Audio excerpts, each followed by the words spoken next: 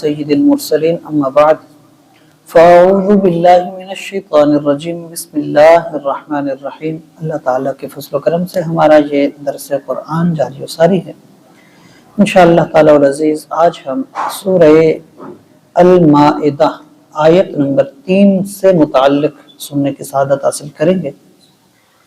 یہ سورت کے شروع سے ہی اللہ تعالیٰ نے حلال اور حرام سے متعلق تذکرہ کیا کہ اللہ نے تمہارے لیے تمام چیزیں حلال کی۔ تمام چیزوں سے مراد جانوروں کا تعلق ہے کہ تمام چوپائے حلال کیے سوائے ان کے جن کے بارے میں آپ کو بتایا جائے گا۔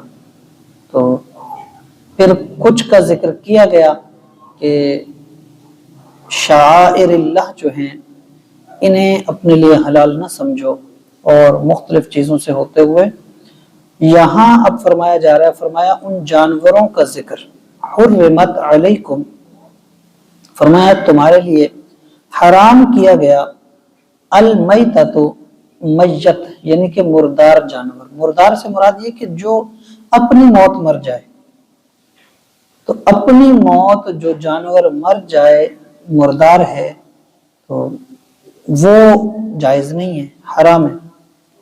والدم، اور خون، خون سے مراد بہنے والا خون، چاہے وہ انسان کا ہو جانور کا ہو، وہ نجس ہے، ناپاک ہے، حرام ہے، جائز نہیں ہے، حلال نہیں ہے۔ فرمایا وَلَحْمَ الْخِنْزِيرِ، اور خنزیر کا گوشت۔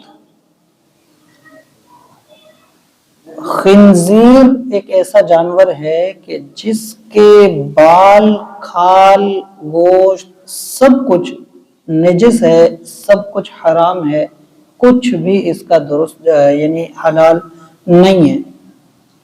اور ایک غلط فہمی بھی عوام کے اندر اس حوالے سے ہوتی ہے کہ اس جانور کا نام لینے سے زبان ناپاک ہوتی ہے، یا بعض یہ بھی کہتے ہیں کہ اس جانور کا نام لینے سے وضو ٹوٹ جاتا ہے، یا ایسا کچھ، یا بعض تو یہ بھی کہتے ہوئے سنائی دیتے ہیں کہ اس جانور کا نام لینے سے 40 دن بندے کا ایمان نہیں رہتا، اور اس طرح کی کئی چیزیں، اس کی کوئی حقیقت نہیں ہے۔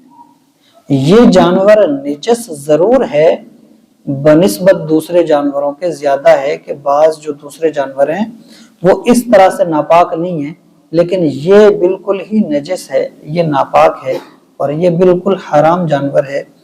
لیکن اس کا نام لینے سے اس طرح کی کوئی چیزیں نہیں ہوتی، کیونکہ قرآن پاک میں بھی تو اس کا ذکر ہے نا، تو اس طرح سے کوئی اس کا حقیقت نہیں ہے، تصور نہیں ہے۔ نام لیا جا سکتا ہے ضرورت کے تحت، لیکن فضول میں، بیکار میں تو نام لینا پھر بیکار ہے۔ اس سے بہتر ہے بندہ ذکر کر لے، اس سے بہتر ہے بندہ کوئی نیکی کر لے، یہ ایک الگ چیز ہے۔ لیکن زبان ناپاک ہو جانا یا اس طرح کی چیزیں، اس کی کوئی حقیقت نہیں ہے۔ فرمایا وَلَحْمَ الْخِنْزِيرِ، اور خنزیر کا گوشت بھی یہ حرام ہے۔ وَمَا أُحِلَّ لِغَيْرِ اللَّهِ بِهِ، اور حلال نہیں ہے جو غیر اللہ کا نام لے کر ذبح کیا جائے۔ تو یہاں جو ہے جس پر غیر اللہ کا نام لیا جائے وہ حلال نہیں ہے۔ اس سے مراد یہ ہے کہ جانوروں کو، کیونکہ کفار جو تھے زمانہ جاہلیت میں، وہ اپنے بتوں کا نام لے کر، جن کو وہ خدا مانتے تھے، اور ان کا نام لیتے ہوئے ذبح کرتے تھے، جیسا کہ ہم باوقت ذبح بسم اللہ اللہ اکبر کہہ کر ذبح کرتے ہیں، تو ہم کیونکہ اللہ کو مانتے ہیں اور اللہ کے نام سے ذبح کرتے ہیں، جانور حلال ہے۔ اگر مسلمان بھی جان بوجھ کر اللہ کا نام نہ لے، جانور حرام ہو جائے گا۔ اگر اس نے اس طرح سے ذبح کیا، وہ جانور اس کا حلال نہیں کہلائے گا۔